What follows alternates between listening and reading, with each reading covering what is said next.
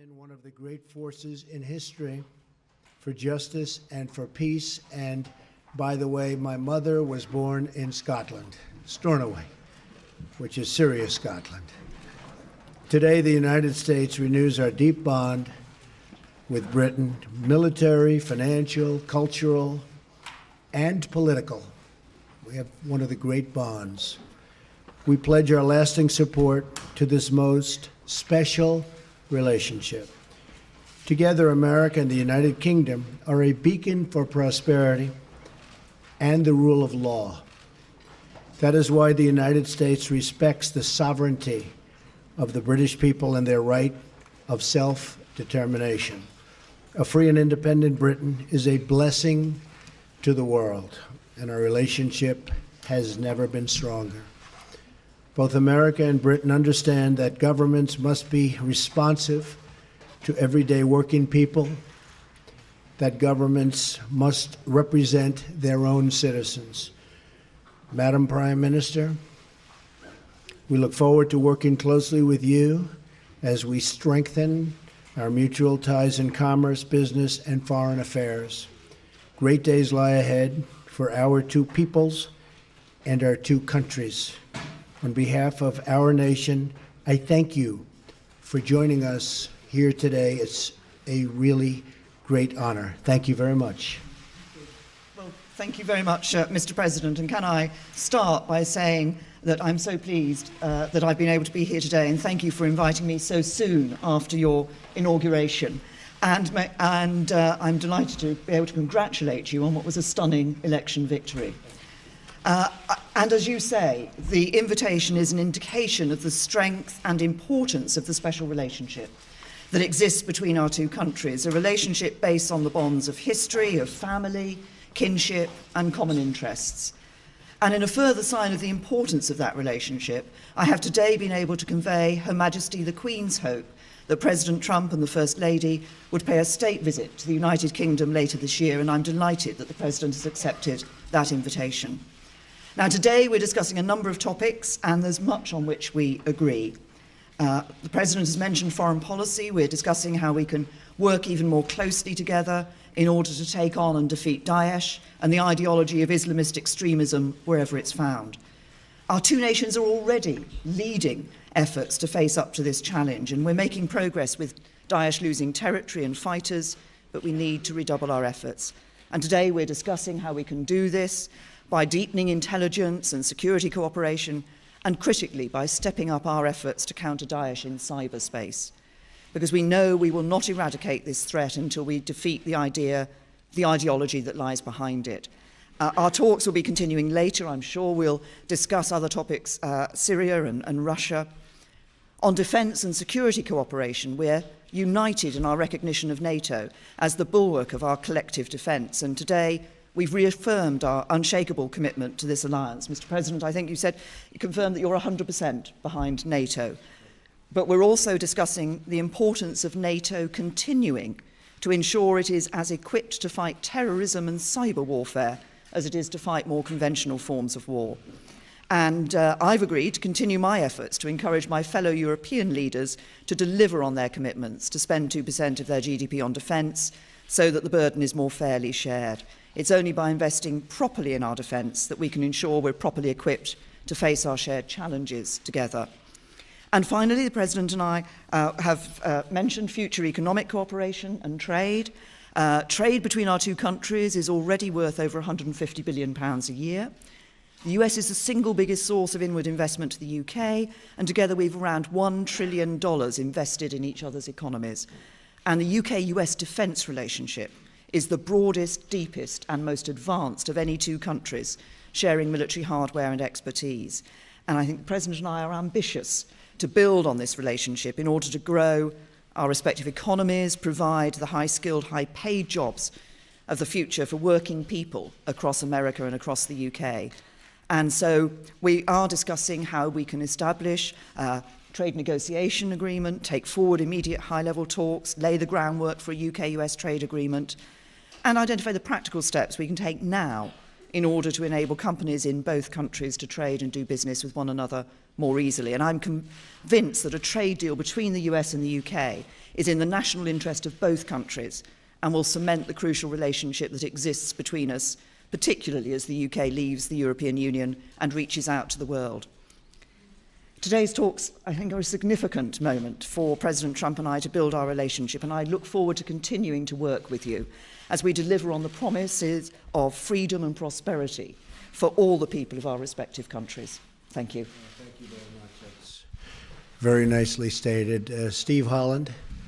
Where's Steve? Steve, yes.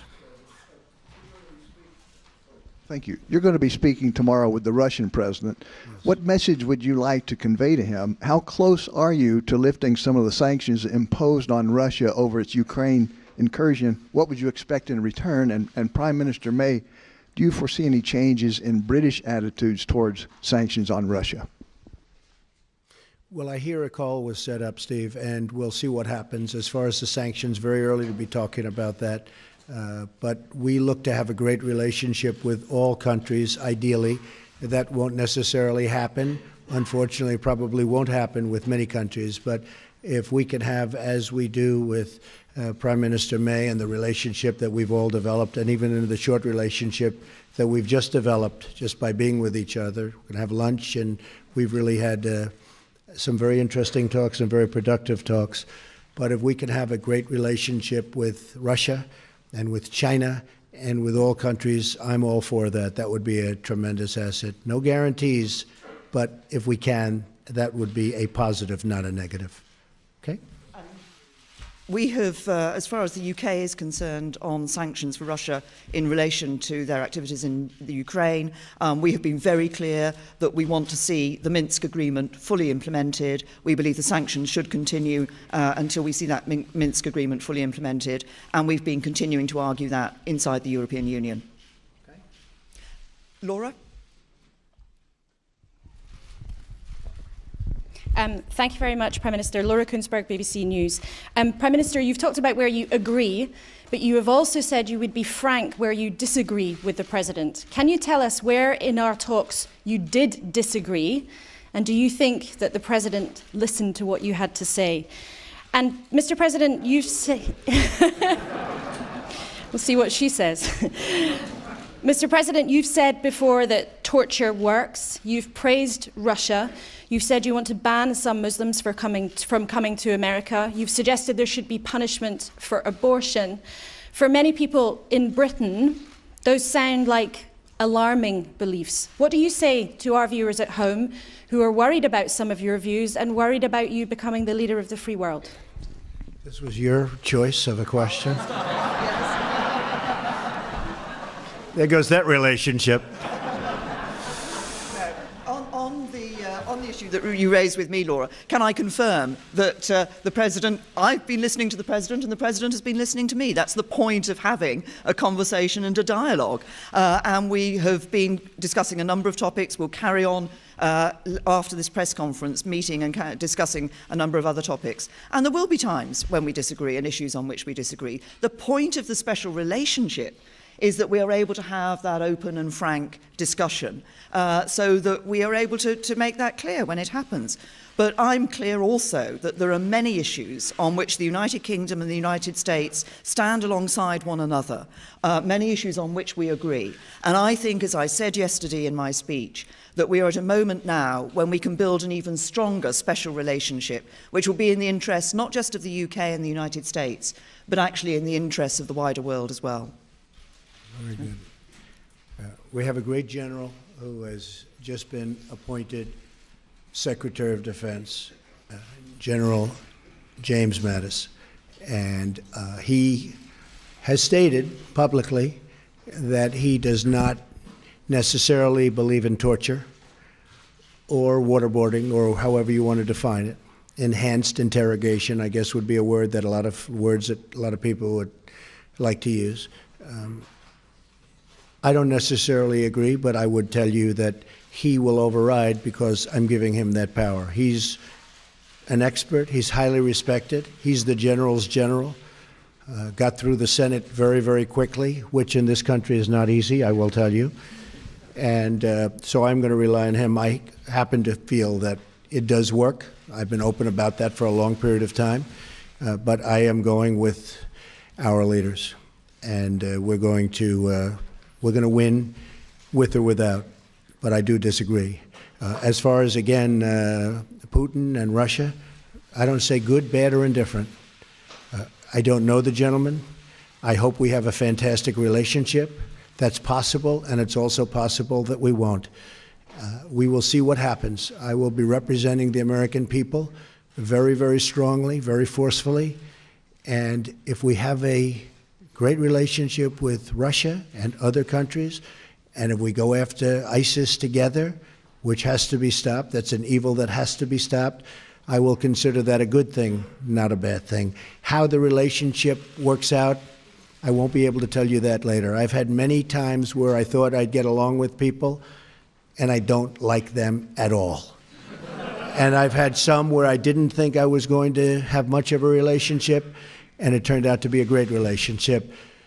So, Theresa, we never know about those things, do we? But I will tell you one thing, I'll be representing the American people very strongly. Thank you. How about John Roberts, Fox?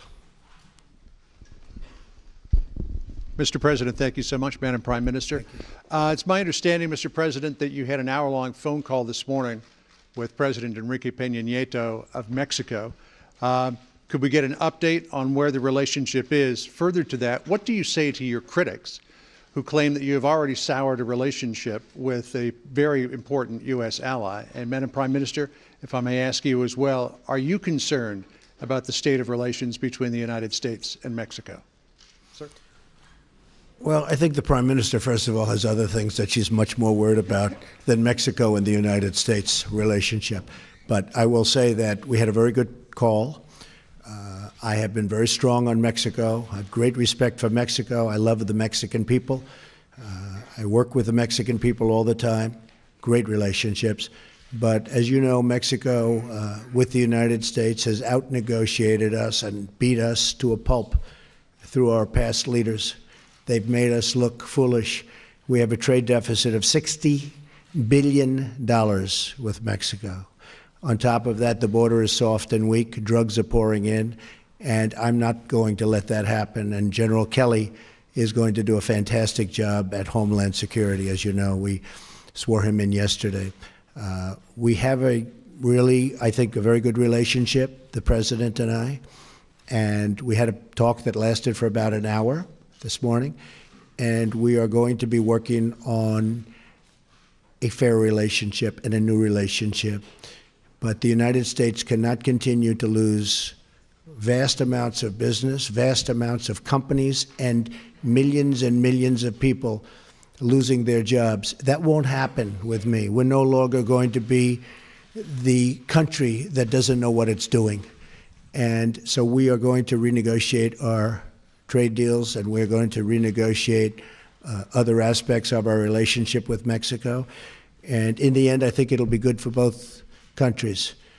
But it was a very, very friendly call. I think you'll hear that from the President, and I think you'll hear that from the people of Mexico that really represent him and represent him very well.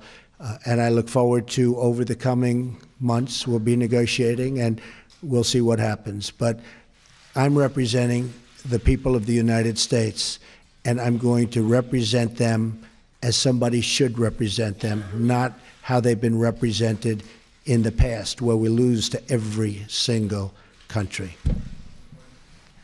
As the President himself has said, the relationship of the United States with Mexico is a matter for the United States and Mexico. Tom.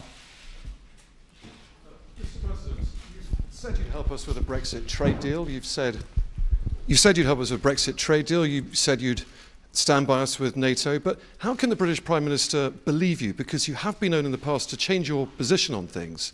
And also, Mayor, it's a question to both of you. People are fascinated to know how you're going to get on with each other. You're so different. The hard-working daughter of a vicar, the brash TV extrovert. Have you found anything in common personally yet? Actually, I'm not as brash as you might think. And I can tell you that I think we're going to get along very well. You know, it's interesting because I am a people person. I think you are also, Theresa. I can often tell how I get along with somebody very early, and I believe we're going to have a fantastic relationship.